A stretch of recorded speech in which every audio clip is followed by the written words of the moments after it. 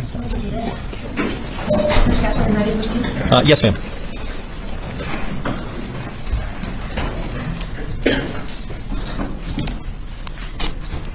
Should we just dive into it, Your Honor?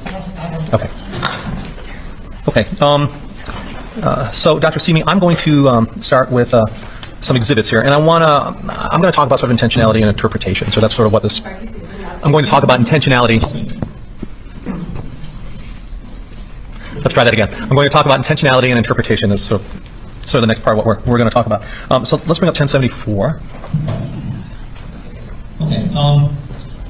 So, Dr. Simi, I'm going to start with some exhibits here, and I'm going to talk about some intentionality and interpretation. So that's sort of what this.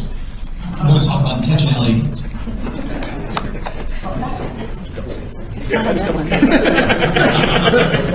Can we get that monitor on there, Your Honor?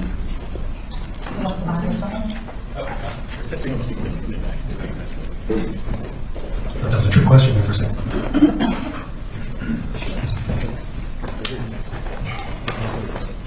Okay. So can we play just for the first 5 speakers on this video, please? Democrats are fighting as far as we can. Democrats are standing up to the fight. So you heard a number of speakers use the term fight, correct? That's correct. And I'd represent to you that those are leading members of the Democrat Party and office holders. Are you able to tell from their speech whether or not they're intending to provide a message to the members of far right-wing extremists? If I may explain my answer.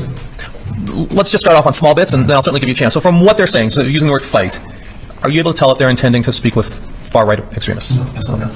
And it'd be fair to say that you can infer that they're not intending to speak with far-right extremists because they tend towards a different side of the political spectrum. Would that be fair to say? I wouldn't necessarily want to make that kind of inference on limited information, but I see where I understand your characterization. Would it be fair to say that in order to understand whether they're, well, let me back up. Can you tell from what they're saying whether or not the members of the far right-wing extremists would view that as a communication to them? 10-second clips? Absolutely not. You'd need more context, correct? More information, more context. And what is some of that more information you need? You want to look at past communication patterns. You want to understand the historical context between the speaker and whatever community or culture you're trying to understand whether they have a relationship with. You want information from that culture's perspective. In our case, right-wing extremists and how they receive messages, and in particular as it relates to that specific person. So there's a number of different types of information you want to be able to more fully assess and try and identify whether there's any patterns. Okay. Let's play a little bit more. I'm guessing your answers are going to be the same, but we're going to go through this. Okay. Play 5 more. Democrats are going to fight like hell. We fight like hell. I will fight like hell. Did you answer the same for those 5? Yes, it is. Okay. Let's just finish the clip, and I'll ask you a few more questions at the end of this clip, okay? I'm going to fight like hell. I'm a middle senators and members of the House. We'll fight like hell. We are going to fight like hell. We're going to fight like hell. Fight like hell. And we just have to fight. We're going to fight. We're going to fight. We're going to fight. We're going to fight. We get to a fight. To fight. Political revolution. That means that millions are going to stand up and fight. And fight and fight. Stand up and fight back to fight. Continue to fight. Once again, fight back in the fight. We're fighting back. My fight. The fight administration. Get what you've done. Fight for. We'll also fight him and challenge him in every way that we can. Fight in Congress. Fight in the courts. Fight in the streets. In the Congress, in the courts, and in the streets. There's a fight, there's a fight, there's a fight, and then there's a fight to Japan. We're going to take on this fight. The American people are going to have to fight. That is this fight. In this fight. Focused. We will fight. But we must fight. We've been fighting, so we need to fight, but we also need to fight. This is going to get back to me. All of us must fight. We're the fight of our lives. We're going to be fighting our lives. This is the fight of our lives. Fight for their lives. We are in this fight for our lives. We cannot ever give up fighting. Okay. You heard a few speakers in there say we're going to take the fight to the streets. Do you remember hearing that among some of the speakers? 2 of them, I believe, said that. Okay, I trust your characterization. You don't want me to play that whole thing again, do you? I'd rather not. Okay. And so there's a couple of speakers that said we're going to take the fight to the streets. If they were at a rally with far right-wing extremists in it, and they used the term fight, and we're going to take the fight to the streets, would those far right-wing extremists interpret that as a call to violence? They had a relationship with the speaker that involved a history of that speaker promoting and endorsing violence. Before and after the violence incident occurred, had developed a relationship, signaling various things that were important to that community, that culture, signaling things in terms of their support for various grievances, using language representing threats as existential in nature and requiring violent action. If all of those things were present, then yeah, quite possibly they would interpret it in that fashion. Okay. And if those things weren't present, it's unlikely they would interpret those terms, fight and take the fight to the streets, as a call to violence, correct? It's always hard to predict, take something out of the equation again, that if you're just saying in isolation one thing, and if that one thing's not present, then yeah, that would make sense that it would have a substantial influence in terms of lack of action that might not be taken. Okay. So let me give you a hypothetical. Let's say there's a speaker, say one of those speakers in there that says, we're going to fight like hell and we're going to take the fight to the streets. That's what they say. And they say that at a big rally, and that rally has far-right extremists in it. But they don't have a history of promoting violence, at least none that the right-wing speakers know of. And they don't have any perceived relationship with the far right-wing extremists. So they don't have those two factors. Would that be considered a call to violence? What are the other contextual factors present? That would make a big difference too. So again, some of these hypotheticals, when they're asked without enough information, it's hard for me to answer that question. It would depend on what's the context of that speech that's being given. Why were they saying certain things? What was it related to? The audience is going to receive, even with a lack of information, you could still imagine that an audience would receive a certain calls to action in a particular way, depending on the situation. Okay. Let's take a look at a few more videos. And I think they'll provide a little more context, but perhaps not enough. So we'll talk about that. Okay.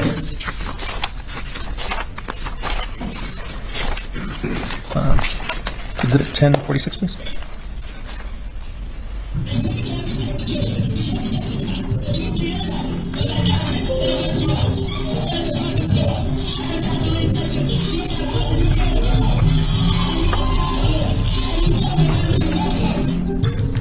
Okay, let's stop that right there.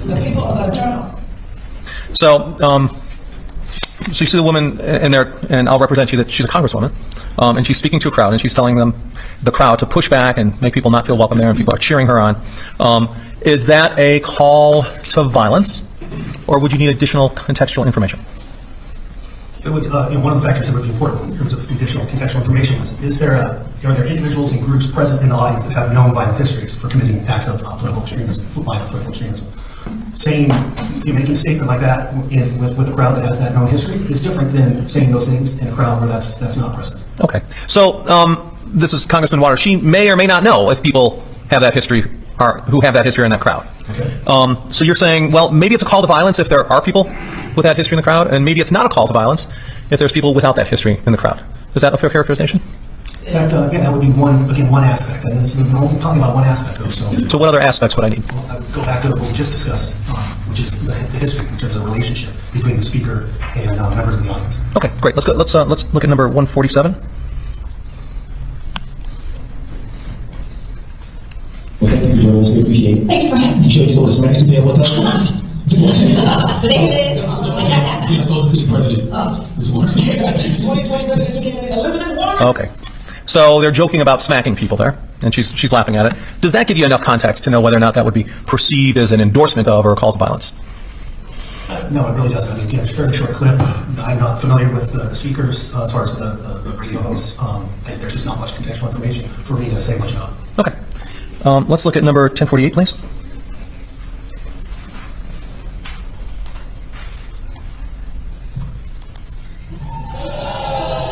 Injustice is more such. Name to the bench. You know what's at stake? Over the last 3 years, women's reproductive rights have come under attack in a way we haven't seen in modern history. From Louisiana to Missouri to Texas, Republican legislatures are waging a war on women, all women. And they're taking away fundamental rights. I want to tell you, Gorsuch, I want to tell you, Kavanaugh, you have released the whirlwind, and you will pay a price. You won't know what hit you if you go forward with these awful decisions. Okay. Let's talk about that one a little bit. Do you know who that is speaking, or do you understand the context behind that? I know the speakers. Okay. And do you understand the context that was involved in a debate with respect to abortion and the possibility of the United States Supreme Court issuing a decision? Yes, that's my understanding based on what I saw. Okay. Did you have a pre-existing understanding before looking at this video? This particular clip? Yeah. No, I did not. Okay. So you heard Senator Schumer. He talked about how women are coming under attack, how people are waging war on them, and taking fundamental rights. Is that language characteristic of some of the language used by far right-wing extremists? I'm not saying he is one, but does it have the same characteristics of some of the language used by far right-wing extremists? One of the things I would want to know more about in order to more fully answer your question would be the history of the speaker's use of the term war and whether there's evidence, basically, that would suggest that the speaker really believes that a literal war is taking place and that some type of action is required, or whether the speaker is using a more kind of figurative type of term in terms of war. So without that information, then it's really hard to assess how the speaker is using that term war. Okay. Does the speaker using the phrase, "we're coming under attack," does that create a sense of self-defense? And does that create a sense of self-defense among the listeners? It could. Again, Okay. how the history of the speaker's use of the terms and their understanding of the terms, how they used it in the past, whether they've used it in the past. These would all be important, kind of, again, contextual factors to look at. So you can't really tell just looking at the words? I don't think there's a social scientist in the world that would say you can take just words at face value. Context is always important, whether we're talking about violence or otherwise. Okay. Let's take a look at clip 1054, please. I have not wanted to get into, you notice in the national press, talking about Trump's behavior, his personal behavior. But what he says he did is a textbook definition of sexual assault. And think about this. There's more than that. He said, because I'm famous, because I'm a star, because I'm a millionaire, I can do things other people can't.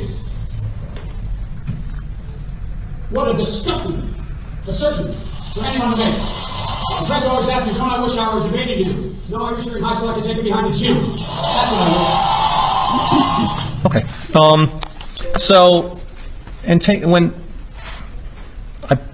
I believe he was President Joe Biden. He may have not been president yet at that clip.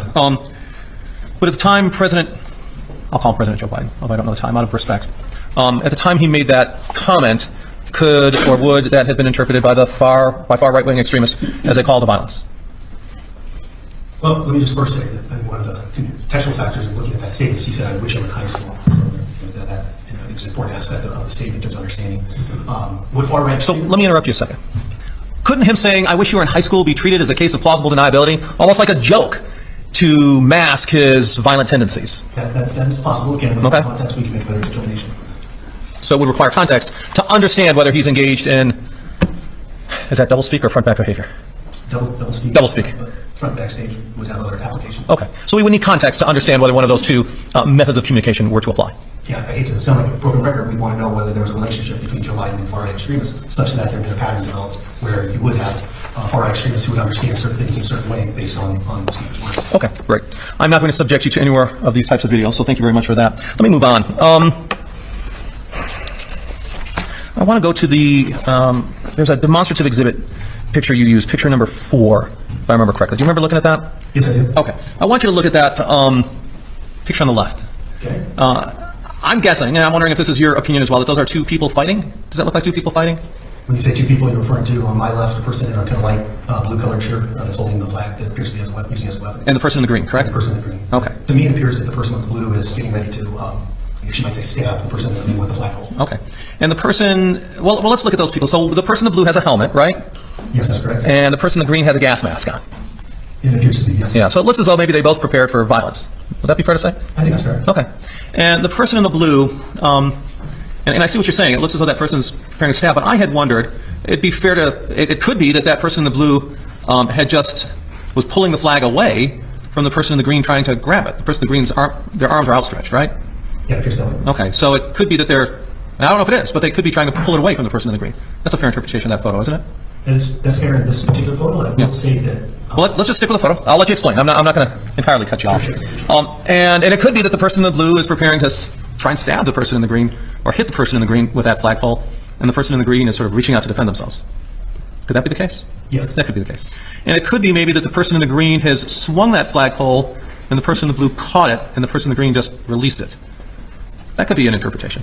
That could have been what happened. Yeah, it could be. Yeah. So from that photo, we're not really sure who's the instigator of the violence, whether it's the person in the green or the person in the blue, right? That's correct. Okay. And from what I could tell, just looking at the attire, the person in the blue, I didn't, see any like a 1776 emblem or Betsy Ross that we had talked about that would necessarily indicate that person in the blue was or is a member of a far right-wing extreme group. Is there some attire that, it looks like it's a woman. It's she, long hair. It looks as though that in the back. I could be wrong. But you'd agree with me, there's nothing in that person's attire that signifies them as a far right-wing extremist. Other than the fact that they attended Unite the Right rally, which was attended by far right extremists. Right. That's fair. So the context, where they're located, but not necessarily their attire themselves. No. Some people at Unite the Right had more group-specific attire. Many others did not. That's pretty common.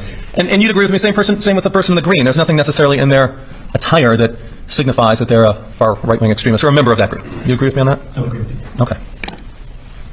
So you had talked about, we can turn that off for a second. You did say I could explain a little bit. All right, I'll let you explain. Go ahead. The reason I selected that photo is because dozens of people were assaulted by far-right extremists that day using various weapons, including firearms. Okay. That's documented. Okay, and so you selected that photo? To be representative of the type of violence that happened at Unite the Right that was committed by far-right Okay. extremists. Now, did you attend that rally? No, I did not. Were you observer of the rally? No, I was in Montreal at the time. Okay. So you're out of the country during the rally. Correct. Let's talk about you talked a little bit about the Million MAGA March, is that correct? That's correct. Okay. And there was a video where a car that you said was President Trump's motorcade drove through it? That's my understanding. That was your understanding. And what's that understanding based on? It's been documented in multiple places. Okay. And the reason I asked that, I just saw one vehicle drive through. I guess in my experience, it seems like there's sort of a whole convoy usually. I think we might have saw a little slightly different aspect Okay. of several vehicles. Okay. And you testified, if I remember correctly, that the vehicle went through, and then after that, violence broke out. No, that was my testimony. How did I misunderstand that? The way you're characterizing now sounds like it kind of almost immediately broke out at some point later. Oh, at some point, okay, I'm sorry. I was just trying to get the sequence right. I didn't mean to imply that it was immediate. Okay. So the vehicle drove through, people cheered it, and then at some point later, violence broke out. Correct. Okay. And did you attend that event? No, I did not. Okay. Now, you also, there was a tweet in which President Trump said that Antifa, I think he called them scum, but he said Antifa attacked and they were driven off, and then later other people attacked. Do you remember that tweet? I do. Okay.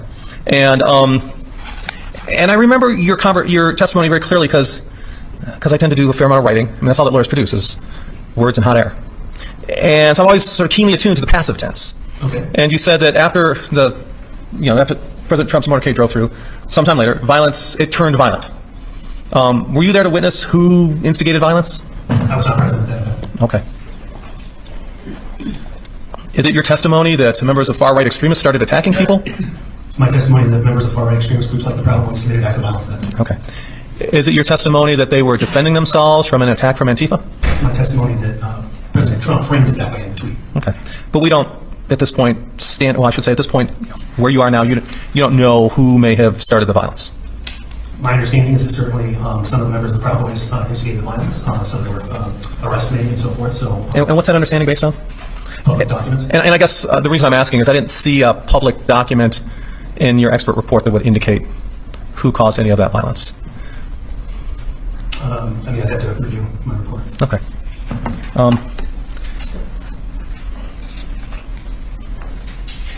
Let's talk about that Million MAGA March. President Trump did not organize that march. Is that correct? That's right. Okay. And he didn't invite the speakers to it, did he? No, I did not. And he did not invite who attended to it. He didn't invite the attendees, did he? That's correct. The only thing he did was drive through it, correct? Presidential motorcade, correct. Okay. Let me ask you another question. So there was another video. I think it's number 73. I'm just going to play a portion of it to remind you. I'm not quite even sure how to describe it. All right, let's just put it on pause there. So you remember talking about this video? Yes, I do. And you said that was posted on the Donald.win Donald Win. Yeah, Donald.win. Donald.win website. Yeah, it's a website. So it originally started as a subreddit and then got mirrored and turned into more of a website. Okay. But that's not President Trump's official website, is it? That's correct. And it's not his personal website. That's correct. And there's no evidence that he put it on there, is it? No, I didn't testify to that. No. And you testified that there was some traffic or other postings or conversations on that website? A substantial amount. These are large sites that have, for years, had a substantial amount of extremist, right-wing, far-right extremist posts, including ones of violent nature. And there's no post on that website from Donald Trump, is there? Not to my knowledge. Okay. In fact, there's no evidence that President Trump's even aware of that website, is there?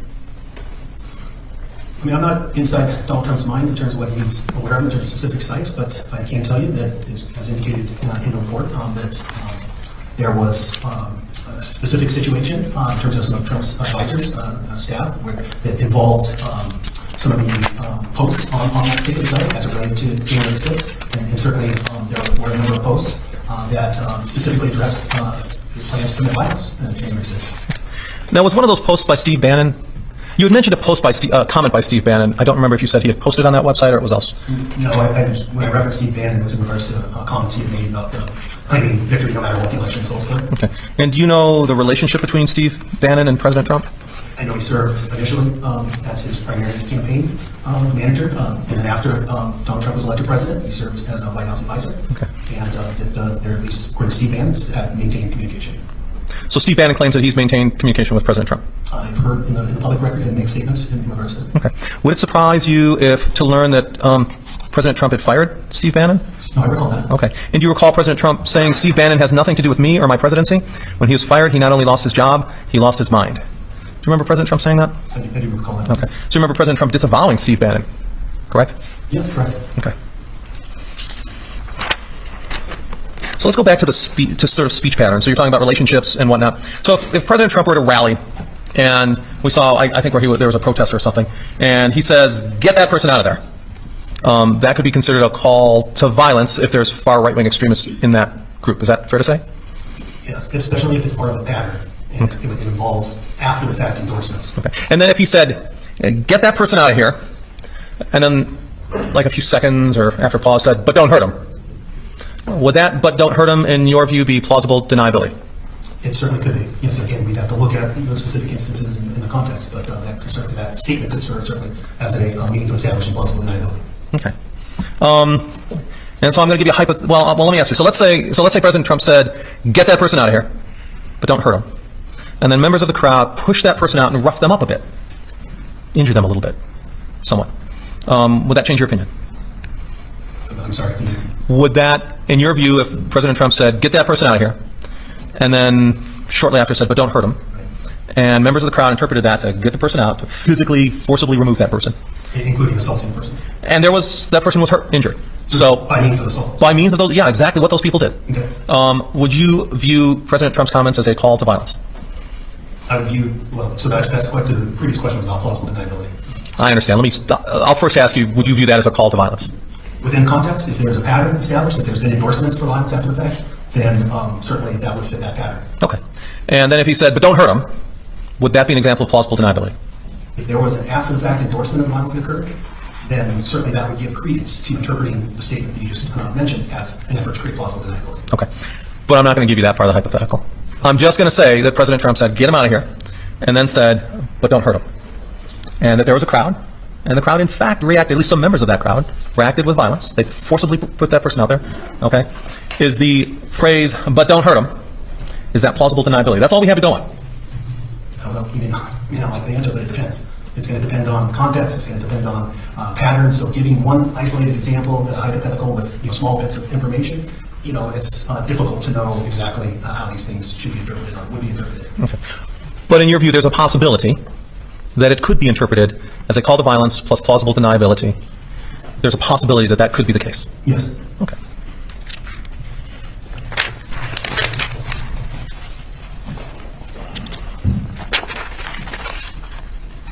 Okay, and so I want to draw your attention to January 6th, or the events leading up to and surrounding January 6th.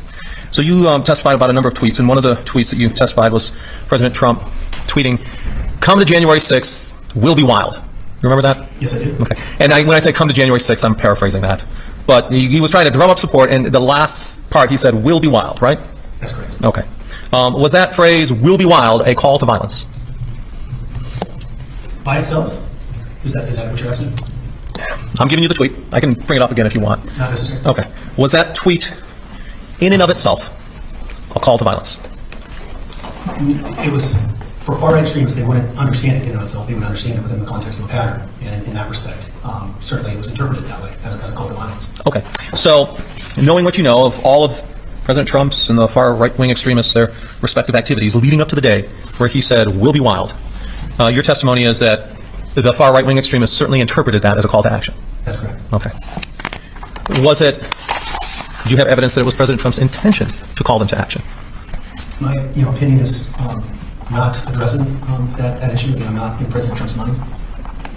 I can tell you about the patterns that have been observed by myself and other scholars as it relates to issues in terms of far-right extremists in these issues. I can tell you what I've observed in terms of patterns specifically related to President Trump and his relationship with far-right extremists. Okay. So your testimony today, then, it's fair to say, is really sort of limited to how far right-wing extremists interpreted President Trump's remarks. It's referencing that, but it's also certainly part of observing a pattern. It's not just observing what far-right extremists do, but also what the speaker, the sender of the message is doing too. And so that's part of the pattern. The pattern is not just the far-right extremists and their response, but also the messages that are being sent, the things that are being done, the acts that are taken, the words that are spoken. All that's part of the pattern as well. And what you just said is that it's beyond your opinion today as to whether or not Trump intentionally sought to mobilize people to violence on January 6th. Is that right to say? I can say that he expressed a consistent pattern of messages over time that encouraged violence. He expressed messages over time that endorsed violence, and that's very, I think, clear in terms of this pattern. Okay. So, on January 6th, you saw his speech, and you saw where he said, "Go down there and march peacefully and patriotically to the Capitol." Remember that part of the speech? Yes, I do. Okay. And your testimony is that or your conclusion, and tell me if I'm wrong here, your conclusion is that the far right-wing extremists interpreted that to be plausible deniability because of this past history and because your belief that President Trump had aggressive language that outweighed the peacefully and patriotic statement. Those two factors, the history and the outweighing of the peaceful and patriotic. Is that correct? Those are two, very critical factors. I think that's a fair characterization. And the aggressive language had to do with going down there and fighting and that type of phrase. As well as the existential threat type of language, you would say, as well as the reference to essentially a different set of rules applying. So it was the aggressive language in terms of the references to fight, which a number of times, but also some of these other things I just pointed to as well. Okay. But at the end of the day, you don't, like you said, you don't know what was actually going through President Trump's head. Not in President Trump's mind. Okay.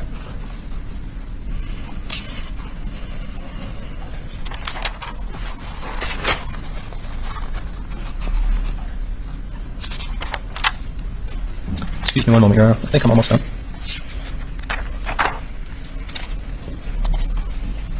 Now, one other question about plausible deniability.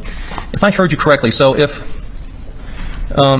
one of the characteristics, be fair to say, of plausible deniability is that the speaker only makes that denying statement once. And it's a different matter if the speaker makes that denying statement multiple times in a speech. That could make a difference. This is all contextual, so it would depend on overall statement, what portion the specific efforts at plausible deniability kind of consisted of. There's just a lot of factors we have to take into consideration. Okay. So it'd probably be fair to sum up your testimony as saying, look, when someone makes certain comments or speeches, to understand the impact of that speech, you need to understand not just the words that are used, but the contextual factors, of which there can be many. Is that fair to say? Very fair. Okay. That's all I have. Thank you, Your Honor. Oh, Your Honor, I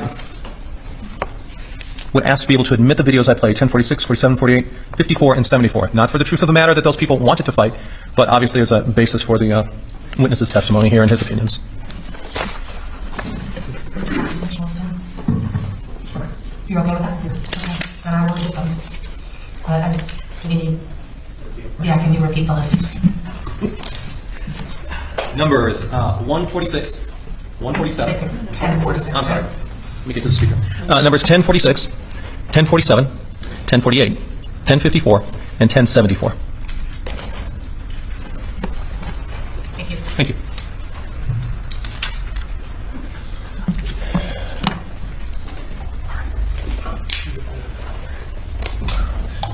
Good afternoon, Dr. Simi. Do you have enough water? I think it should be fine. Okay, great. I want to start by talking about the patterns of Trump's behavior that you referenced in your conversations with Mr. Gessler. And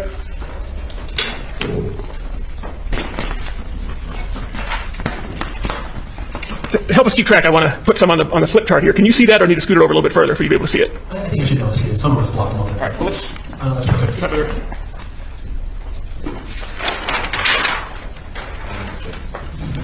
Your Honor, can you see it? Okay. If you move over that screen just about 6 inches. Now I can hear you. I hesitate to ask, but Mr. Gessler, can you see it? Do I need to- Okay, thank you. So I want to talk about a pattern, and I want to do that by sort of using the list you put in your report as a frame for this discussion.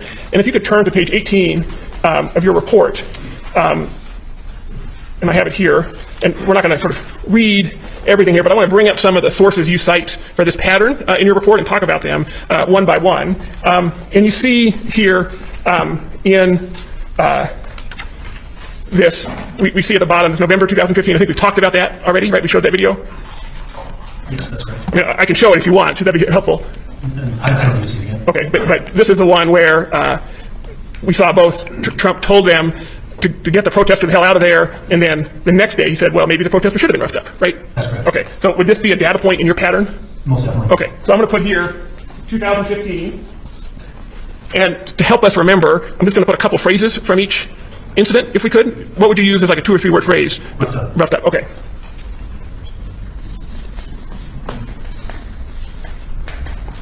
And you see the next example there is 2000. Just a second.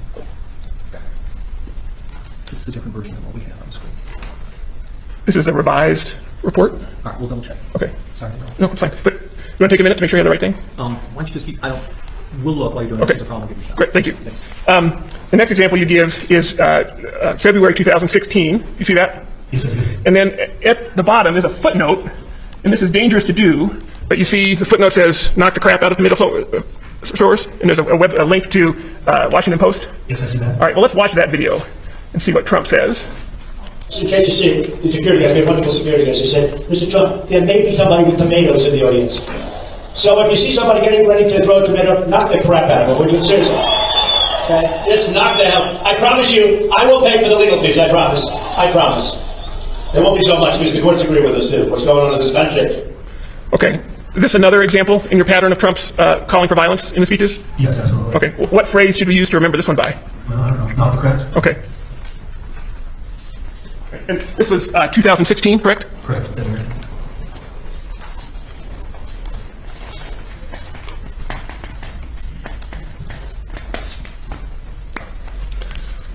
Okay. And if we look back at your report, we see the same example. The next one about from February 16 about punch him in the face. You see that? And you see a footnote 74. There's a YouTube link there. Yes, I see that. All right. Well, let's watch that YouTube link. Look, she's smiling. She's having a good time. I love the old days, you know? You know what I hate? There's a guy totally disruptive, throwing punches. We don't have to punch back anymore. I love the old days. You know what they used to do to guys like that when they were in a place like this? They'd be carried out on a stretcher, folks. That's true. You know, I love our police, and I really respect our police, and they're not getting enough. They're not. But honestly, I hate to see that. Here's a guy throwing punches, nasty as hell, screaming and everything else when we're talking. And he's walking out, and we're not allowed to know the guards are very gentle with him. He's walking out like a big high class, smiling, laughing. I'd like to punch him in the face. I hate it. The quickest way from a billion place? How would you? This was in 2016. What catchphrase should we use for this one? Part of the pattern. How about punch? Okay. Well, there may be another one that involves punch. Can we say maybe punch in the face? Sure.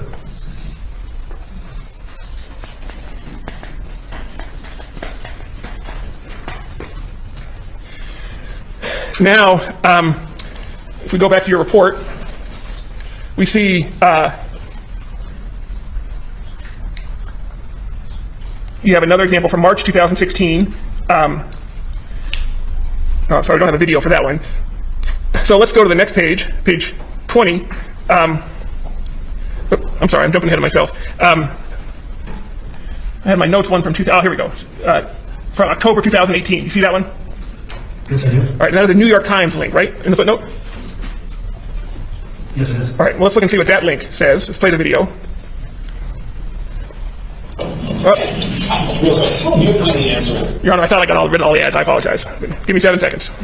Your Honor, we want to see all the ads. We've all been there waiting for the ads. And by the way, never wrestle him. You understand? Never. Any guy that can do a body slam, he's my guy. He's my guy. I shouldn't say that, So I was in Rome with a lot of the leaders from other countries, talking about all sorts of things, and I heard about it. And we endorsed Greg very early, but I had heard that he body slammed a reporter. And he was way up. And I said, oh, this was like the day of the election, or just before. And I said, oh, this is terrible. He's going to lose the election. Then I said, well, wait a minute. I know Montana pretty well. I think it might help him. And it did. Is this another example of the work that you reviewed in your report about Donald Trump's pattern of praising political violence? Yes, it is. Okay. What? I love seeing intrinsic. Risk of doing it live. What should we use for that catchphrase? Body slam? Great.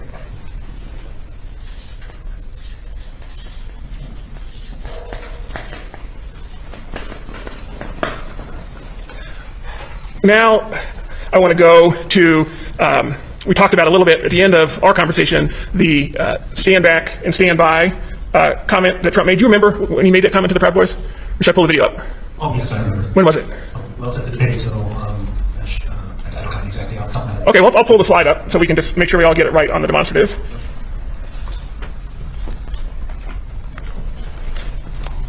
Does seeing the slide help you remember when the stand back, stand by comment was made?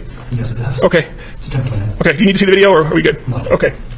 In public stand back, stand by here? Yeah, that makes sense.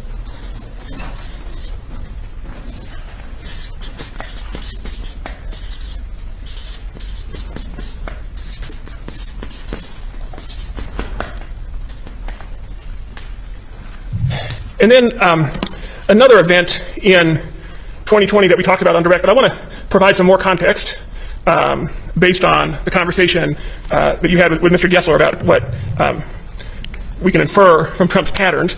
We played a short excerpt of this video. You remember that with your thing? Exactly. And I'd like to play the whole video, but before I do that, can you just remind us again what was important about Trump's response to the statement by the Georgia election worker to stop calling for violence? What was important about Trump's response? I would say two things. One, there's an omission of any kind of clear condemnation to threats of violence or acts of violence, and there's a doubling down as it relates to the very specific issue that's being referenced in terms of what's inspiring people to threaten the lives of election workers and election officials. Okay. Well, I'm going to play the full exhibit. It's admitted, Your Honor. It's P126. And thanks for bearing with me while we switch back between programs.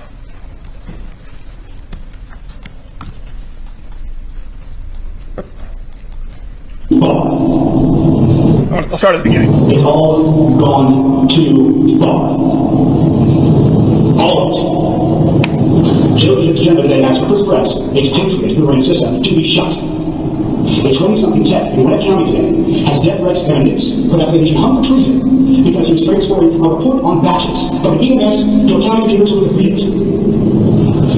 It has to stop. Mr. President, you have not condemned these actions or this language. Senators, you have not condemned this language or these actions. This has to stop. We need you to step up, and if you're taking this with leadership, show some.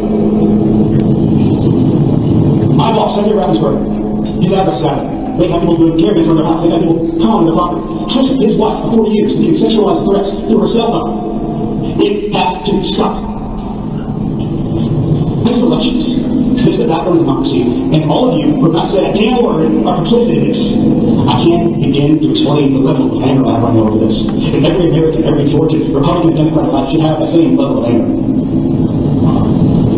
Mr. President, it looks like you likely lost the same torture. We're investigating. There's always a possibility that you have the right to do it for the courts. What you don't have the ability to do when you step up and say this is stop inspiring people to commit potential acts of violence. Someone's going to get hurt, someone's going to get shot, someone's going to get killed. That's not right. And I want to turn back to President Trump's response.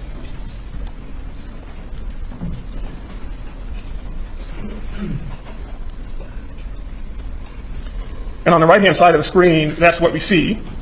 Did President Trump at all do anything to discourage his followers from committing those acts of violence after being specifically identified, specifically requested, and with specific examples given of the harm that was being caused? Did he do anything to stop that? Nothing. I know you're not a mind reader, but is it consistent with someone who wants their followers to behave peacefully to give this response to a specific request for help? Not at all. I want to put this example on our chart, and our chart so far focuses on words that Trump has used. So what catchphrase should we use for this, Mr. Sterling, plea for help and Trump's response? Maybe help. Maybe help. Well, again, I want to focus on Trump. That's what we have here. So what language? No condemnation. No condemnation. Okay.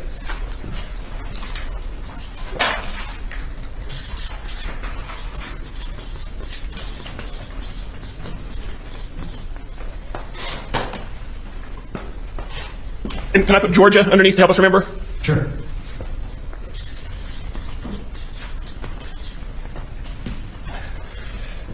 And the last thing I'd like to talk about on this demonstrative is the ellipse speech on January 2021. And in your conversation with Mr. Gessler, I noticed it, I'm sure it was a mistake or a paraphrase by his part, but he said that Mr. Trump said in that speech to go march peacefully. Did he say those words or did he say something different? It was something different. Okay. Was it a command at all? It was not a command. Okay. I can play the speech. You remember exactly what it was? We can play the speech if it's helpful. If it's possible. Yeah, we can do that. Specific part of it. I'm going to get close, but not perfect. So we'll start a little before when it happens. Okay. We will never give up. We will never concede. It doesn't. We will never give up. We will never concede. It doesn't happen. We don't concede when there's theft. Our country has had enough. We will not take it anymore, and that's what this is all about. Because if Mike Pence does the right thing, we win the election. We want to go back and we want to get this right. Because we're going to have somebody in there that should not be in there, and our country will be destroyed, and we're not going to stand for that. And we're going to have to fight much harder. Now it is up to Congress to confront this egregious assault on our democracy. And after this, we're going to walk down, and I'll be there with you. We're going to walk down. We're going to walk down. Anyone you want, but I think right here, we're going to walk down to the Capitol, because you'll never take back our country with weakness. You have to show strength, and you have to be strong. I know that everyone here will soon be marching over to the Capitol building to peacefully and patriotically make your voices heard. So was that a command? Not in my opinion. Okay. And how did that differ from the language that Trump used at the speech at 417 that afternoon? The speech at 417 in the video would be much more consistent with commands. Why is that? Because they were directives. They were very specific directives in terms of going home, and they were repeated multiple times. Okay. Now, I want to make sure we don't forget to put the ellipse speech on this demonstrative. What catchphrase should we use for the ellipse speech? Ellipse speech? Okay.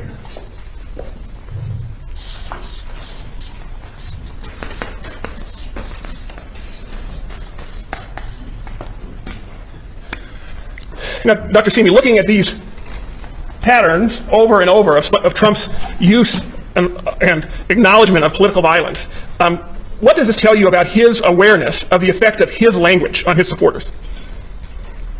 It suggests that in terms of when encouragement and promotion of violence occurs, that people respond to that, and then it suggests an awareness on the speaker's part, in this case Donald Trump, knowing that these acts of violence occurred, and is able to then basically endorse and affirm the violence. So that would be hard to do without an awareness. I want to turn now and talk about a couple specific things that you, Mr. Gessler, talked about.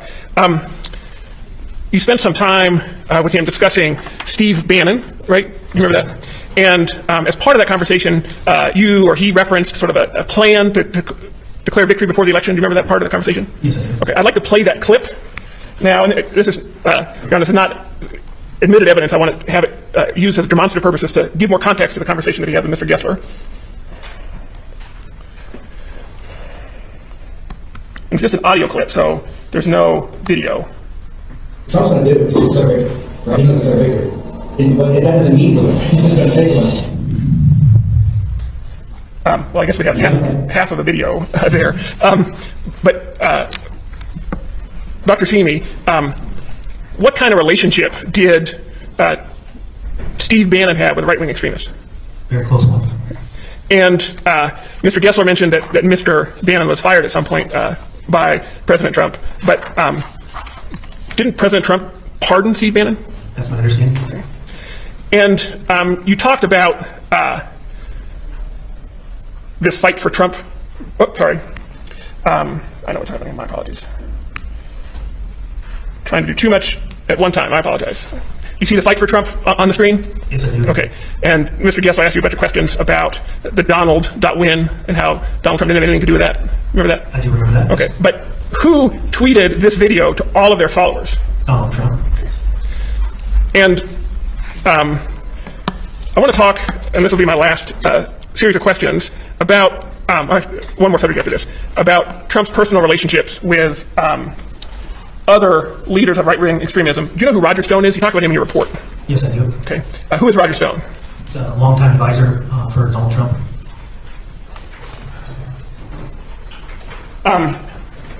And what relationship did Roger Stone have with right-wing extremism? Very close one. I'd been associated with Proud Boys for some number of years prior to the Capitol attack. Had a relationship with the Oath Keepers, using them as security. And you said he was a close advisor of President Trump? That's my understanding. Okay. Was Roger Stone in D.C. around January 6th? That's my understanding. Was he in D.C. with the Proud Boys around January 6th? Proud Boys and Oath Keepers. And then, lastly, you mentioned we saw some speeches from Alex Jones about 1776. When you talk about who he is, I want to talk about Alex Jones' relationship with President Trump. Did President Trump appear on Alex Jones' radio show shortly after he announced his candidacy? Yes, he did. Okay. And have they had other connections over time? Yes, they have. Okay. And did Alex Jones, we saw speeches of him speaking. I have two questions on this. One is this is question. Second, this is far beyond the cross. Far beyond. Seems like Stone is beyond the cross. Okay. I was just, there was an effort to distance Mr. Trump from these right-wing extremist leaders, and I was putting that effort that Mr. Gessler made in context. They're very tight relationships, so that's what I was attempting to do, but that was my last question. I'm happy to move on. Okay. So objection sustained. And then lastly, you spent a fair bit of time with Mr. Gessler talking about the fine people on both sides comment that Mr. Trump made. Yes, that's right. And he showed you the video of the earlier speech from the White House. That's right. And seemed to make it seem somewhat incredible that people would focus on just one snippet from those series of speeches that Trump made about fine people on both sides. Yes. Well, how do you know that the far-right extremists responded so strongly to Donald Trump's statement of fine people on both sides? That's the research, that's the data collection. The interviews, the archival materials provides us with ample evidence from their own mouths talking about how they interpreted that comment about fine people. Can you give us, I know you talked about it in your report, but can you give us a couple examples, just offhand, of the kind of material you're relying on? Yeah, I mentioned this earlier, but David Duke, David Duke, who was present at Unite the Right rally, was one of the featured speakers that David ended up speaking with. Richard Spencer, one of the key organizers in Unite the Right, and again, Andrew England, all three of them were very public in their thinking of Donald Trump for those comments.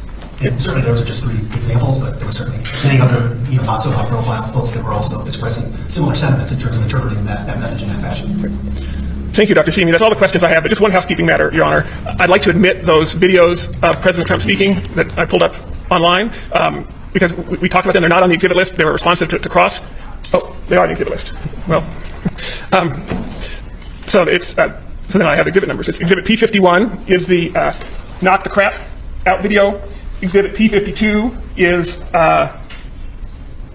my colleague used a different catchphrase than I did, so we'll figure it out. Let's come back to that one. Exhibit P57 is the body slam video.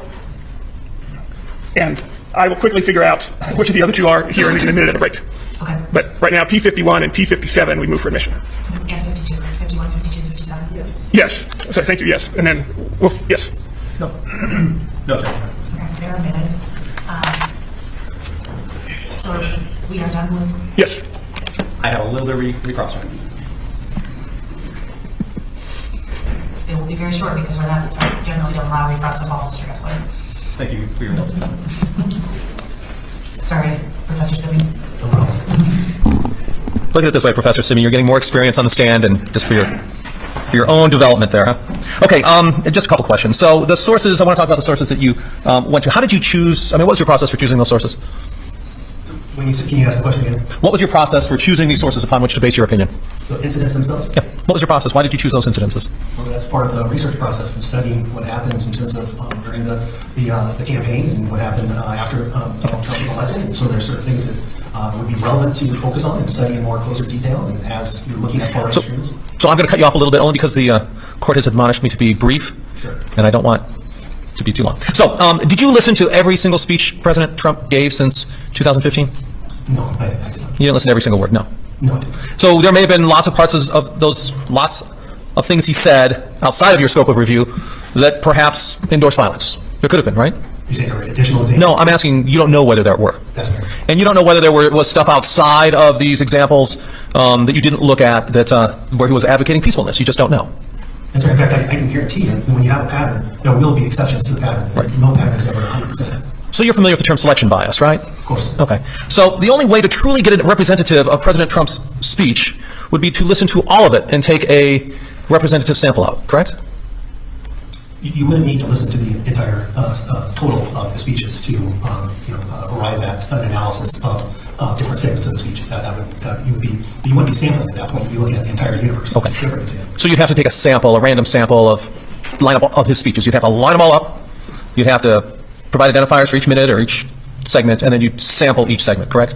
That would be one way of doing it, although not the only way. Random samples is not the only type of sampling strategy. And again, if we're talking about identifying patterns, you would not need to do what you just described to identify patterns. What I'm getting at is it's true, isn't it, that you basically focused on the stuff that you thought was relevant to far right-wing extremism, and you ignored things that you didn't think was relevant to far right-wing extremism. And I don't think that's fair. I think I certainly looked at positive cases, which these would be examples of what we call positive cases. I certainly looked at negative cases. And again, you can identify a pattern by looking at positive cases without looking at every single case in the single universe. So let's look at these positive cases. So the first one is the 2015 roughed up, right? That's correct. And we saw a sample video from that, correct? That's correct. And that sample video did not get, after Trump or before Trump spoke, President Trump spoke in that video, there was no evidence of someone being roughed up, correct? I'm sorry, can you repeat that? There was no evidence in that video of someone actually being roughed up. That's fair. And in the knock the crap video, there was no evidence of anyone actually having the crap knocked out of them, right? These are positive cases of encouraging or promoting violence. I understand. And my point that I'm making, and I'm going through it bit by bit, is that every one of these was speech, and there was no video in any of these examples of actual violence occurring. Is that correct? These are positive cases of promoting violence, so of course not. So there's no violence that occurred in that video body slam after President Trump spoke? In the video? Yes, that's right, because these are about promoting violence, not committing violence. So it's all based on President Trump's speech, correct? These are all, video clips that involve speech, yes. You're not saying that President Trump actually waded into the audience in 2018 and body slammed someone? As it pertains to this list, it's a list of positive cases related to promoting violence. That's the specific. And the promotion of violence is his speech, correct? That is correct. Okay.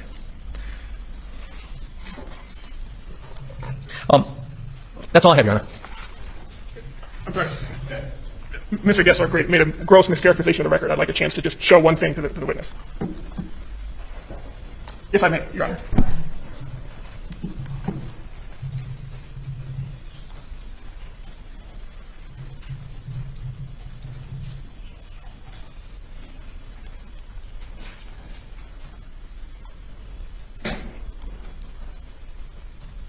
My apologies, Mike.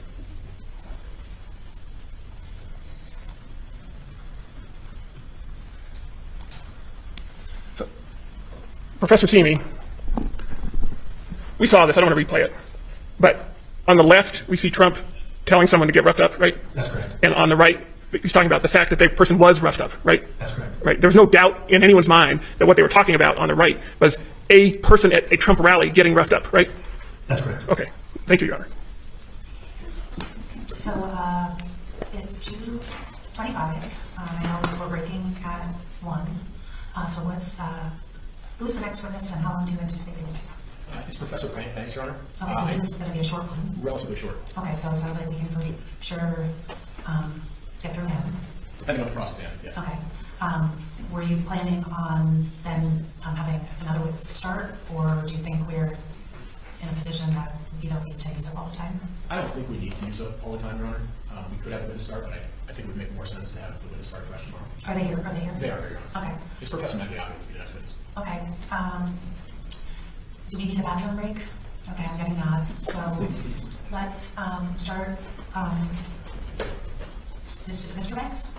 Professor Banks. Professor Banks. Let's start with Professor Banks probably at 2:40, and we'll see how quickly it goes before we decide whether to start the second Magliuca after that. But we will stop before we close.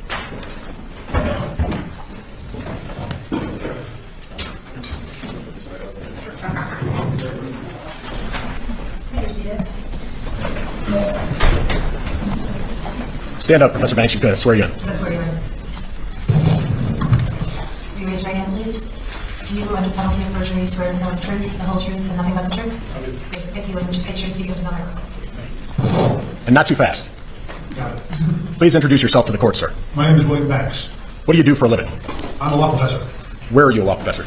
I've been a law professor at Syracuse University in Syracuse, New York since 1978. What do you teach at Syracuse? I teach courses in constitutional law, national security law, counterterrorism law, domestic law, military, various seminars on subjects related to those areas. Now, in addition to teaching, do you do anything else at Syracuse? Yes, I founded an institute in 2003 called the Institute for National Security and Counterterrorism, which was created to provide opportunities for graduate students and law students to engage in advanced study to enter careers in the national security field, primarily in the government and in the military in Washington, D.C. Is there anything else you do related to national security issues? I've done a number of projects for the Department of Defense and civilian agencies in our government, providing for emergency preparedness and response exercises, case studies, simulations, and the like, where senior members have come to Syracuse or me to Washington to work through some scenarios, red teaming, and the like to better prepare for crisis situations. What have you been asked to do in this case? I've been asked to prepare a report and then provide testimony on the legal authorities that President Trump had at his disposal to quell the violence on January 6th. And are you prepared to testify about that here today? I am. Have you ever served in the military? I have not. But have you worked with the military? In those contract cases that I mentioned a moment ago, I've had several consulting relationships with entities inside the Department of Defense over the years, yes. And have you ever advised the military? With respect to emergency preparedness and response and follow-ups to those case studies and simulations, I have, yes. Well, if you never served in the military, how did you get interested in national security law? Short story, please indulge. In 1987, Presidents Reagan and Gorbachev were at one of their well-known summits and efforts to try to develop a framework for the reduction of the nuclear stockpile. After a few of those meetings, they become pretty friendly with one another, and they approached the dais to have a press conference after one such session, and they didn't realize that the microphones were on. They were joking with one another about having their fingers on the nuclear button. That happened to be a Saturday, and for reasons that I can't recall, I was in my office and my phone rang, and there was a reporter, a national reporter from somewhere, and she asked, could the President of the United States just do that? Could he whimsically launch nuclear weapons? Thinking as quickly as I could, I said, I don't think so, but I'm not sure why. So on the basis of that gnawing concern that I had, I gathered with some other colleagues around the United States in American legal education, and we essentially created a new field of study of national security law, wrote a casebook, which is now in production, going into its 8th edition, used in more than 100 American law schools. What does your academic scholarship focus on?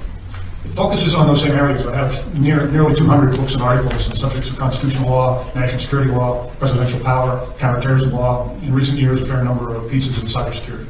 Have you written any books or articles on the topic you're here to testify on today, namely the President's authority to respond to domestic security threats? The most prominent book is called Soldiers on the Home Front, the domestic role of the American military. It was published by Harvard University Press in 2016. Roughly how many articles and books do you think you've written related to the topic of the President's authority to deal with domestic security threats? Somewhere between 30 and 40. Have you given any presentations or lectures on that topic? Many of them, around the United States and around the world, yes. Give me an estimate of how many you think. 30.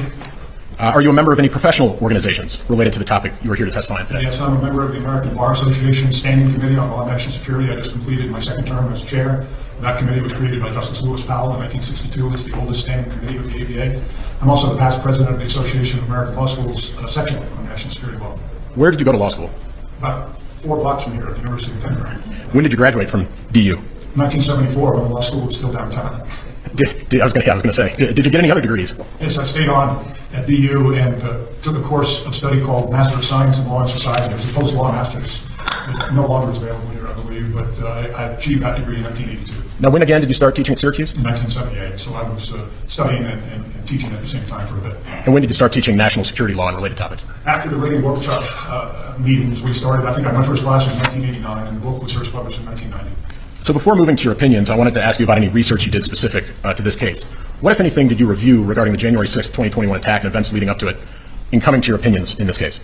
I reviewed several documents, including the January 6 committee report, the Department of Defense timeline surrounding the January 6 period, the Inspector General report of the Department of Defense completed in the following year, the provisions of the District of Columbia Code, provisions of the United States Code, sections of the United States Constitution, several scholarly articles. Your Honor, at this point, we would like to tender Professor Banks as an expert in the U.S. President's powers to prevent or stop domestic attacks on the government and the authorities that President Trump had to call on to stop the attack on January 6th. Right, we'll renew our set of objections that this is, he's testifying on an issue of law that orders that the court to handle, and that it's not appropriate to have legal opinions coming as the course. As actually test course. I will, to the extent of renewing the motion, I have a motion for the same reasons I did in my written ruling, and I will admit him as an expert on national security and I think it was the presidential powers to respond to a domestic attack. Yes, Your Honor. So the President's authority is to respond to a domestic attack. Correct. Now, Can I ask you a question though before we go on? Where was the GU Law School? Across the street from the art museum. No idea. You learn something new every day. It was a pretty small structure. In fact, all the clinical programs had to be done to office buildings. Did many of those. So I spent about half my time in the school and half in the clinics, which then joined the old YMCA, I think. Well, trivia. so I wanted to start with one of the findings from the January 6th committee that I think you referenced in your report. And this is from page 577 of the January 6th report. And we've got it highlighted here. It says, President Trump could have called top officials at the Department of Justice, the Department of Homeland Security, the Department of Defense, the FBI, the Capitol Police Department, or the D.C. Mayor's office to ensure that they quelled the violence. Was that one of the findings in the January 6th report that you reviewed? It was. What is your view of that finding? I think the finding is correct. Why? Well, the President had plentiful authority to respond to the January 6th attack, including by reference to all the departments that are included in that sentence that you just reviewed. In addition to that, as many here know, he's also the commander of the D.C. National Guard, and they had a very potentially important role. Well, let me stop you there. And I want to start asking you some questions specific to the D.C. National Guard. Yes. What authority does the U.S. President have over the D.C. National Guard? The President of the United States is in a unique position vis-a-vis the D.C. National Guard. He's the commander. He's the commander, notwithstanding any interest that the mayor or anyone else in the district might have. He's been the commander of the D.C. National Guard since 1889. At the time when Congress conferred that position by statute upon the president, there was no local government in the District of Columbia. As we know, in every other state, the governor is the commander of the militia when they're going out in state capacity. Because there's no governor in D.C. and Congress has not seen fit, at least up to this time, to confer that status of command on the mayor. The president has been consistently in charge of the D.C. National Guard since 1889. Roughly how many members of the D.C. National Guard were there on January 6th? I'm told there were around 2,000, 1,100 or so who were activated by that day. And you talked about this a little bit, but how does the president's authority over the D.C. National Guard differ from his authority over National Guards in other states? It's uniquely different. There's a principle in American law called posse comitatus. The Latin stands for power of the county, which is neither here nor there. But the posse comitatus law was enacted after the Civil War to establish a baseline presumption that we don't want members of the military enforcing civilian laws. We've always entrusted civilian law enforcement to civilians, and we, as a culture and as a society, have wanted to keep it that way. The exception to that principle are the National Guards of the various states and the District of Columbia. When those forces are called out by the governor, or in the case of D.C., by the President of the United States, they are in what's called the militia capacity, active duty state capacity, and posse comitatus does not apply. So they may supplement law enforcement by their own force, and that force was available to the President on January 6th. Well, let me ask you this, just backing up. You had said that posse comitatus does not apply to the D.C. National Guard? That's correct. So can the D.C. National Guard then be deployed to engage in what would traditionally be law enforcement activities? They may. And who has the authority to do that? The President of the United States. Does the President, in order to deploy the D.C. National Guard, need the permission or a request from the mayor of D.C.? He does not. Does he need permission or a request from anyone? No, he does not. If President Trump in the days leading up to January 6th had been concerned about the potential for violence, what could he have done regarding the D.C. National Guard? The objection, Your Honor. You lead the witness now. You can go ahead. Do you need the question again? Or if President Trump in the days leading up to January 6th had been concerned about the potential for violence, what, if anything, could he have done with the D.C. National Guard? He could have deployed them or arranged for them to be on call or ready to be deployed on January 6th. Again, what sort of permission or request would he have needed from the mayor? He would need no request or permission from any other official. Once President Trump knew that a violent mob was attacking the Capitol on January 6th, what, if anything, could he have done with the D.C. National Guard? He could have immediately ordered them to report to the Capitol. Would he have needed any request or permission from the mayor? No. Now, put aside January 6th, and let's go back in time a little bit. Have you seen any evidence of President Trump deploying the D.C. National Guard in Washington, D.C. prior to the November 2020 election? In the summer of 2020, I believe it was early June, the President deployed the National Guard and various law enforcement personnel in the wake of the protests surrounding the murder of George Floyd. Did the President need any permission to do that? He did not. Do you recall if there was a request from the mayor's office for him to do that? There was not. Now, there's been some suggestion already in this case that prior to January 6th, President Trump authorized 10 to 20,000 National Guard troops to be available at the Capitol. Is that even possible? It would have been very difficult to envision, and I've seen nothing in the record that indicates that order by the President was ever issued. The reason I say it would have been difficult is that the National Guard, when federalized by the President of the United States, he certainly has the legal authority to do that, to call National Guard from anywhere and federalize them. They then are subject to the posse comitatus principle and could not engage in direct law enforcement in D.C. If you can rely on National Guard from the governors of the joining states, for example, you may well do that, and they then are not subject to posse comitatus, but then they're subject to the command of their governor, not the command of the President of the United States. So I want to break that down. So there's the 10 to 20,000 number. How many roughly DC National Guard over which the President had authority were there? There were up to 1,100. About 340 had been pre-positioned on that day for duties unrelated to law enforcement. If the President had, in fact, authorized far more than that, he would have had to go through governors. Yes. If the President had, in fact, authorized 10 to 20,000 National Guard troops to be available on January 6th, what type of documentation would you expect to have seen? We would have seen... Excuse me, Your Honor. This is way beyond his expert report. And if I remember correctly, you had said that because we weren't doing depositions, that the experts would be limited to their expert reports. That is absolutely true, but I was just going to bring up where it is. the first full paragraph? We served the supplemental expert report, Your Honor. And this is on page 3 of that supplemental expert report. And this is addressed right there. Can you give me a few minutes, Your Honor? To find it? Yep. Well, in my documents. It's clearly there, so I'm going to, What page are we looking at? It's page 3 of the supplemental report. first sentence of the first full paragraph. Yeah, and it's actually a full paragraph on this topic. It carries over to page 4. Thank you, Your Honor. Protection of rule. What documentation would you have expected to see if there had, in fact, been an authorization of 10 to 20,000 National Guard troops to be available on January 6th? We would have seen documentation inside the Department of Defense, and we would have also seen documentation from the National Guard Bureau for any forces that came from the joining states. Why would you expect to see documentation when 10 to 20,000 troops have been authorized? Because that's a significant number. They're not DC National Guard. They're either going to be federalized, again, in which case posse comitatus would prevent them from law enforcement, or they're coming from the joining states, probably Maryland and Virginia, and the governors of those states and the command in those states would have to issue orders to their force. Did you review documents in this case to see whether there were, in fact, records of an authorization of 10 to 20,000 troops? I did review the Inspector General's report of the Department of Defense that was compiled during the year after the January 6th events, and I also reviewed the January 6th committee report extensively, and in neither case did I see any indication of an order for that size of magnitude of force from anywhere. I want to show you what's been submitted as Exhibit TV. It's one of President Trump's exhibits, and we would move to admit it. I assume there'll be no objection. TV. It was the 3-page Department of Defense timeline. Oh, they're renumbered? Okay. Well, I'm going to call it TV for the moment. I'll let you know, Your Honor, we have no objection to it being admitted. So I'm going to show this to you, Professor. Do you recognize what's marked here as Exhibit TV? I do. It's the Department of Defense timeline on the days surrounding January 6th. Is there anything, who put together that timeline? The Pentagon. Is there anything in that timeline reflecting a presidential authorization of 10 to 20,000 National Guard troops? There is not. What does that suggest to you? That never happened. What other documents, if any, did you review to determine if there was an authorization of 10 to 20,000 troops? Again, I read carefully through the DOD Inspector General report that was compiled later that year, and there made no reference to such a decision by the President. What about the January 6th report? Likewise, extensively reviewed and no mention of such an authorization. Now, I want to go to an entry on January 3rd, 2021. Do you see that? Yes.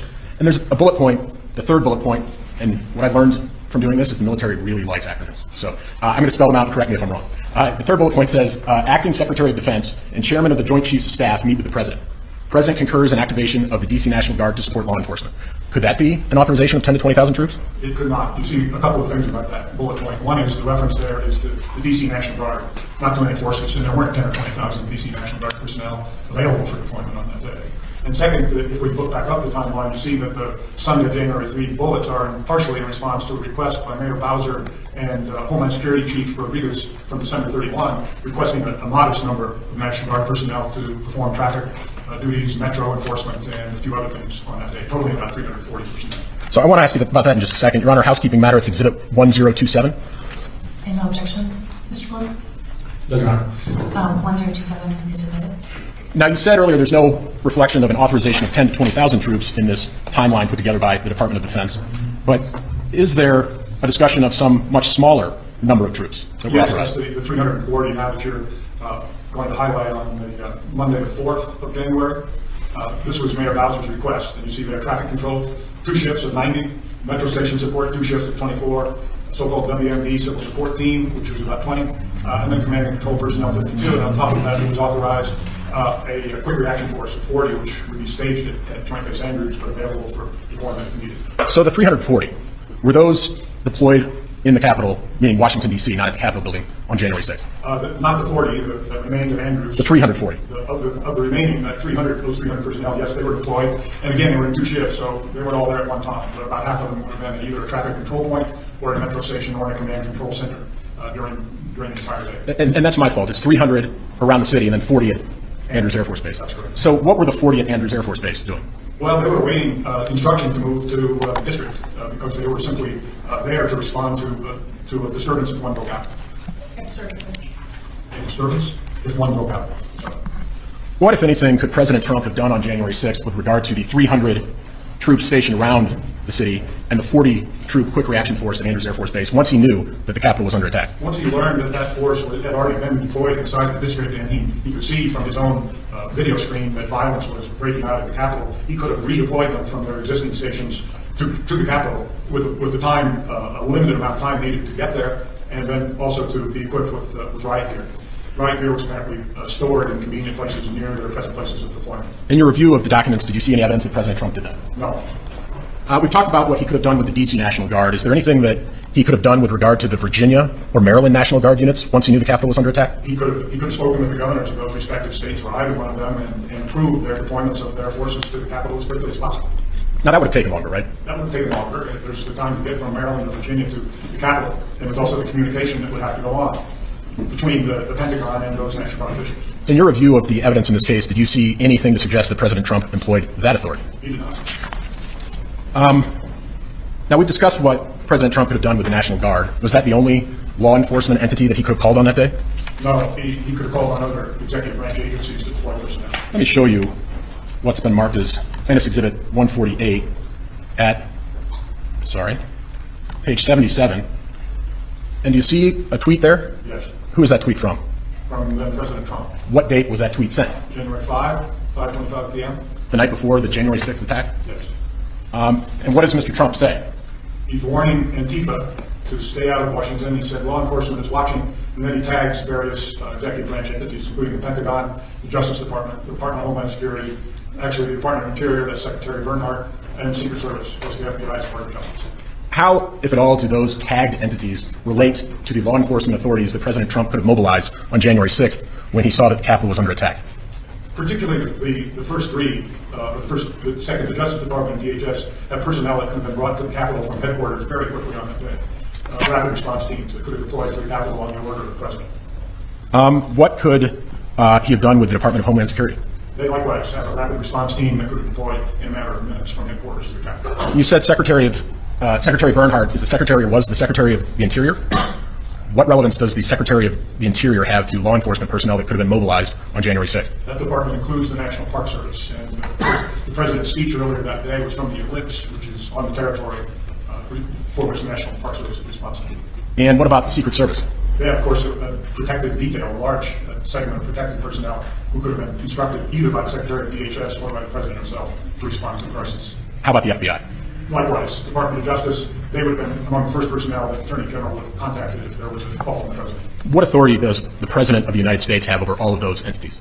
The simplest and most direct authority is his responsibility as Chief Executive under Article 2 of the Constitution to take care that all the laws be faithfully executed. That includes faithfully executing the transition and counting of electoral votes on the day appointed. And do all those entities report up ultimately to the President? They do. What, if any, evidence have you seen that President Trump took any action to deploy any of these entities on January 6th? I've seen no such evidence. Who else in the world had all of those authorities at their disposal on January 6th? No one else. No further questions.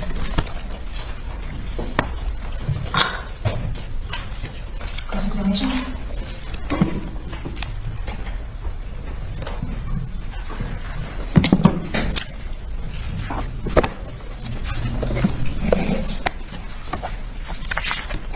Good afternoon, Professor Banks. How are you today? We met briefly earlier. We did. So I want to talk a little bit about your qualifications. You've been a professor in national security for a while, you said, and you've had some contract experience with the military. Have you? What's your experience in advising governors or presidents in national security issues? I've never advised a governor or a president. And have you ever? So you've never actually advised a president on actually declaring an emergency or activating the National Guard, is that correct? Only in a war game scenario with hypothetical players. And so your advice, your testimony today is, frankly, not about practicality, but more about what the law says. Isn't that correct? Well, it's about what the law says in a practical situation. Right? Well, but you've never been in that kind of crisis, so you wouldn't really know how the laws would actually interact in that situation, would you? I've simulated those crises many times. But you've never actually been in one, correct? Mr. Blue, I went over them again, right? Yeah, just both of you try not to talk over each other for the court. Sorry, Your Honor. Sorry to the court reporter. If we could pull up Exhibit 1045, please. What is it? 1045. Professor Banks, sorry, I was spacing on your name for a second. This is a letter from June 4th from Mayor Bowser to President Trump, correct? Yes. Have you seen this letter before? I have. And you've read it, but you did not consider this letter in your expert report because it wasn't listed as one of the things you looked at, is it? That's correct. And if you would look at the last sentence of the first paragraph, and could you read, starting with therefore, could you read that, please, out loud? Therefore, I'm requesting that you withdraw all extraordinary federal law enforcement and military presence from Washington, D.C. Thank you. And now I know earlier you testified that the president has sole authority, whatever. Are you aware about how that authority has been delegated? Yes. And could you explain to the court what that is? In a 1969 executive order, President Nixon actually delegated to the Secretary of Defense and then to the Secretary of Army by memorandum the day-to-day authority over deployment decisions with regard to the National Guard. Thank you. And you had testified earlier that that this letter came from the summer during the Black Lives Matter protests and riots, correct? That's correct. And are you aware of whether Mayor Bowser approved of the deployment of National Guard at that time? I haven't seen nothing to indicate that she did. Have you seen anything to indicate that she did not approve of it? I have not. So this is the only document we have that references that, correct? Yes, so far as I know. And isn't it true that once President Trump received this letter, the National Guard was removed from Washington, D.C. at the time? I believe that's true. I didn't study those incidents carefully. And if you could read the last sentence of the third paragraph, please. Yes. The deployment of federal law enforcement personnel and equipment are inflaming demonstrators and adding to the grievances of those who by and large are peacefully protesting for change, and the reference to the racist and broken systems that are killing black Americans. Reforms, I'm sorry. To the racist and broken systems that are killing black Americans. I'm failing my visual tests here. Yeah. Could you zoom in a little bit?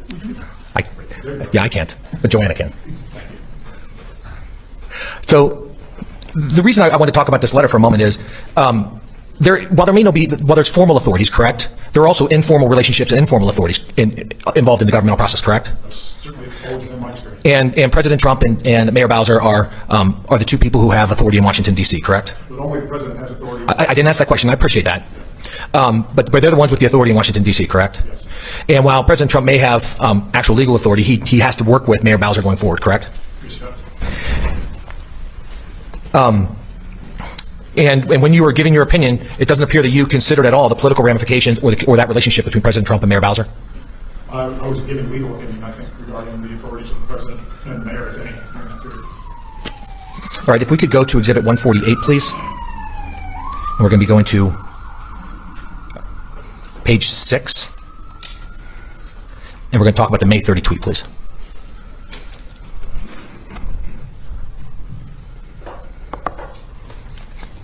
And you referenced this tweet in your report, didn't you? Yes. And why did you reference this tweet? It's an indication that President Trump was familiar with the uses of the National Guard for national security. And are you aware of how the National Guard ultimately was deployed into Minneapolis? I don't know the details of that incident, no. So you don't know, in fact, you did not address in your report or here that President Trump did not unilaterally order the National Guard into Minneapolis, did he? He did not. I believe that was the governor's deployment decision. Right. Okay, so and that was the governor's decision, correct? Yes. In your report, you also mentioned the fact that President Trump should have activated the National Guard on January 5th, right? Yes. And January 5th? No, my determination was that he should have activated the National Guard in response to the violence that broke out on January 6th. where's mine? You know this?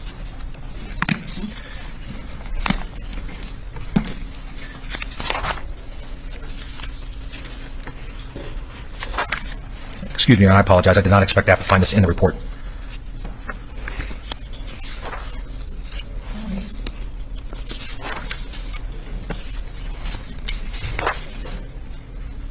Well, let's do this a different way. So leading up to January 6th, if we could go to 156, please. And Exhibit 156 is a tweet from Mayor Bowser that includes a letter that she sent to President Trump, correct? Not to President Trump, but to the United States Attorney General, the Acting Secretary of Defense, and the Secretary of the Army, correct? And remind us, who actually had command authority of the D.C. National Guard through the delegation of authority? President Trump delegated to the acting secretary at the time and then Secretary of the Army. So the Secretary of Defense, who then delegated on down to the Secretary of the Army, right? So this letter was to the two individuals who had been delegated the authority by President Nixon, and that delegation was still in effect at the time, correct? Right. And if you read the tweet from Mayor Bowser, she talks about that she's not requesting any other federal law enforcement personnel and discourages any additional deployment without notification or consultation, correct? Yes. So she was making it very clear on the day before January 6th that she didn't want National Guard, didn't she? That's right. She was not anticipating a violent attack on the Capitol, however. Well, and that's true. And is it your testimony today that President Trump was anticipating a violent attack on the Capitol? I do not know what the President was anticipating. Okay. All right. And if in the letter, and you've read this letter before, correct? Yes. And the letter says basically the same thing, doesn't it? And so your testimony is not that he should have actually deployed National Guard, not just the 300 or the 340, but the 1,100 who were available. You're not saying that he should have had them ready to go on January 5th to deploy on January 6th? No. Okay.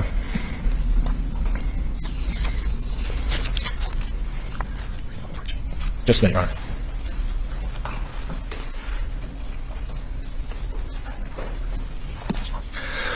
So, are you aware of any warnings that suggested that maybe there was going to be violence at the Capitol? Is it your testimony today that even if Mayor Bowser said that President Trump should not deploy troops, that he should have done it anyway? Yes. So you think that he should ignore the elected official in Washington, D.C. if he disagrees with her on this issue? He should respond to his constitutional responsibilities to protect the national security of the United States from the assault on our democratic process. Okay. And are you aware of any other national politician who said that he should not be deploying troops to Washington, D.C.? Like, so if Senate Majority Leader Mr. McConnell said, do not deploy troops, he shouldn't listen, he should just do it, correct? I'm not familiar with Mr. McConnell's. Well, not saying if he did it. If Senate Majority Leader McConnell said, do not deploy troops into Washington, D.C., President Trump should ignore them, correct? That's correct. And if Nancy Pelosi said that, he should ignore it and go forward. Once the violence broke out, yes.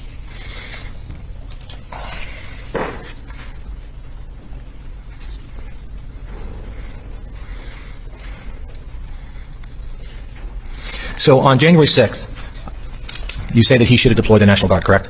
At what point? As soon as he was aware that violence had broken out at the Capitol, sometime after 1 p.m. that day. Okay, so there's violence at the Capitol and there's police forces there.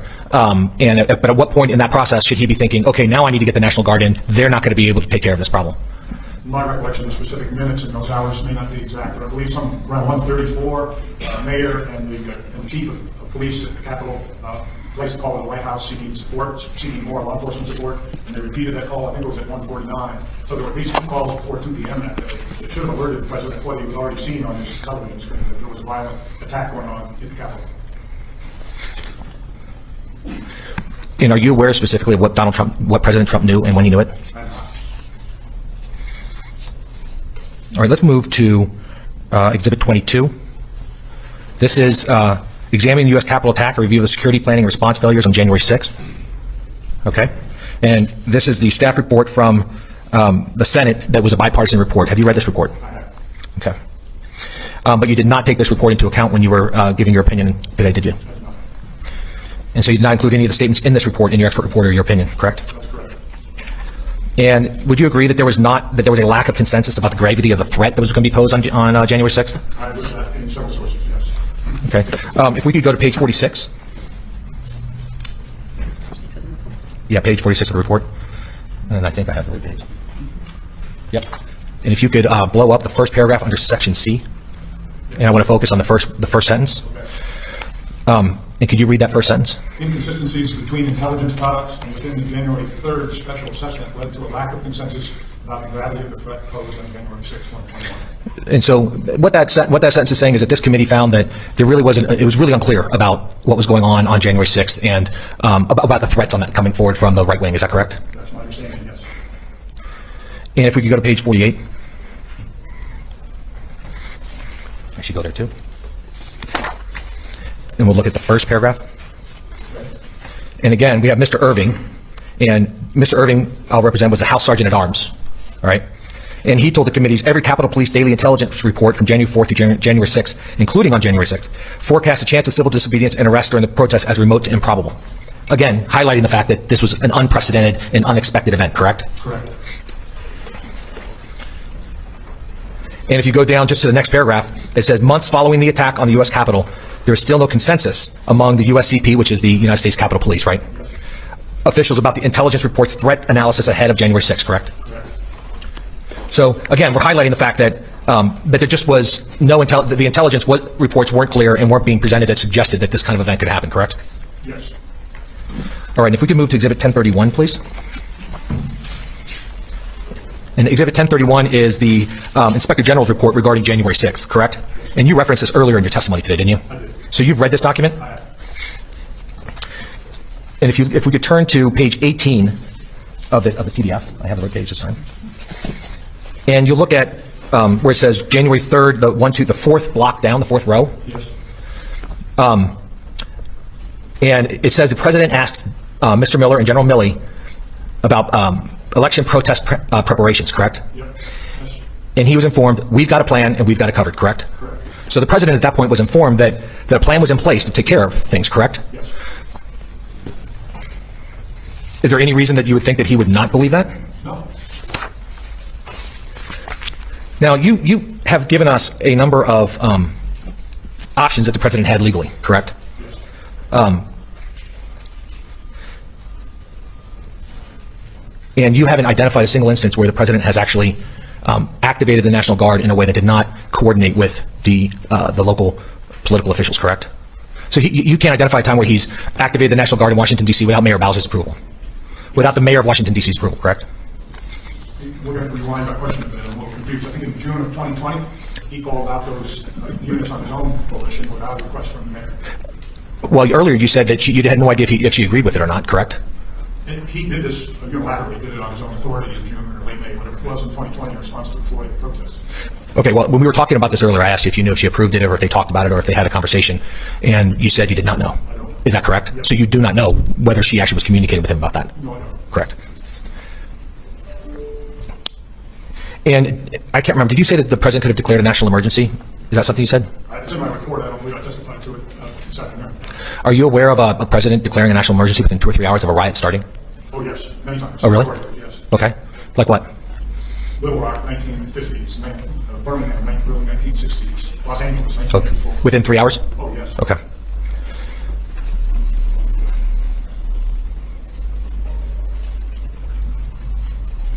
And are you aware of any debates that were going on inside the White House regarding a response to the riots on January 6th? No. So you have no idea about whether why the decisions were being made for the president not to actually do the things that you said? No. You don't know if he considered doing them, do you? I do not. You're just saying that these are things that he possibly could have done, isn't that correct? All right, Your Honor, that's all I have, but I would like to admit the 5 exhibits we talked about today: 1031, 1045, 148, 156, and 22. Okay, well, do you have any objections to any of them? No. Okay, did you get the numbers? Can you read it one more time? I tried to go slow. Apparently, I have to go even slower. 1031, 1045, 148, 156, 22. What? I'm sorry, it's 1056. You sure? Because it's 156 on here. Hold on. Let me look at my notes. It's 156, not 1056. And it's 148, not 1048? 1031, 1045, 148, 156, 22. Sounds like tax forms. Briefly, Your Honor, you were asked a number of questions about whether in the lead up to January 6th there was any consensus about whether there might be violence that day. Do you recall that? Yes. As of 1:30 in the afternoon on January 6th, was there consensus about whether there was violence? Yes. What was that consensus? Violence was breaking out in Capitol.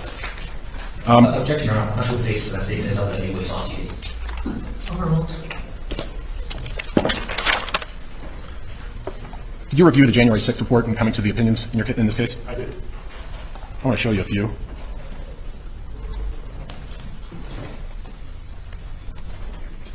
The first one is finding 316. Oh, sorry, not hooked up. That's it. That's it.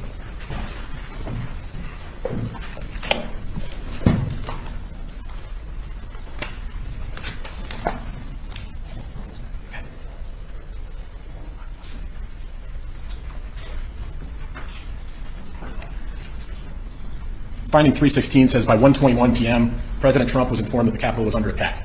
You see that? Yes. What, if anything, did you see the president or any evidence of the president doing prior to 4/17 with regard to exercising his authorities to deploy either the National Guard or the federal law enforcement personnel we discussed earlier? Absolutely nothing. Do you recall what the January 6th report said about what President Trump was doing during that nearly 3-hour period of time? I believe it said he was watching the television screen and tweeting. Now, you were asked about whether perhaps Senator McConnell or House Speaker Pelosi had said they don't want the D.C. National Guard at the Capitol. Did you see anything to suggest they were saying that as of 1:30 p.m. on January 6th? No, those statements were prior to the outbreak of the violence. And finally, you were asking questions about whether there was even consensus the morning of January 6th as to whether there might be violence. Do you recall that? Yes. Have you seen any evidence that the president told any of those individuals that he was going to ask them to march down to the Capitol? No. Did you see any evidence that the president told any of those individuals that there were people refusing to go through magnetometers before his speech? Did you see any evidence that President Trump told any of those authorities what he was going to say? Objection, he's leaving again. You can rephrase. What evidence, if any, did you see that President Trump told any of those security officials what he was going to say on the ellipse that day? I saw no such evidence. No further questions. Your Honor, I have no recourse. And I apologize, I didn't ask the Republican Party or the Secretary of State about Professor Simi, whether he wanted to do anything, but I'm assuming you would have shouted at me if I had not, but I will give you the opportunity now. Do you have any questions for Professor Banks? We have no questions. No questions, thank you. Great. So for all of you with young kids, I'm sure you'll be happy to hear we've got a recess. Please, though, I know that people have a lot going on with Halloween, if not going trick-or-treating, but distributing candy. Can you please still make sure to let us know who the live witnesses are going to be tomorrow? We need to know that today. So with that, we will go off the record on case number 2023 CV 32577, and we will reconvene